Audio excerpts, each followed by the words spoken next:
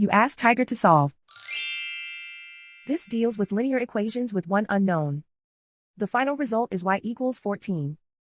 Let's solve it step by step. Simplify the expression. Break up the fraction.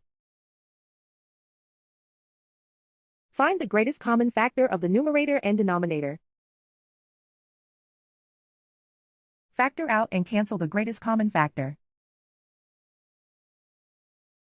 Group all y terms on the left side of the equation. Subtract y over 7 from both sides. Group like terms. Group the coefficients. Find the lowest common denominator.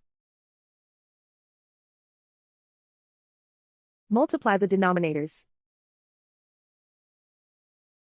Multiply the numerators.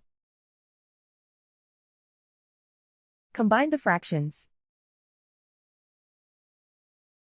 Combine the numerators. Combine the fractions. Combine the numerators. Reduce the zero numerator. Simplify the arithmetic. Group all constants on the right side of the equation. Add 3 over 2 to both sides. Combine the fractions. Combine the numerators. Reduce the zero numerator. Simplify the arithmetic.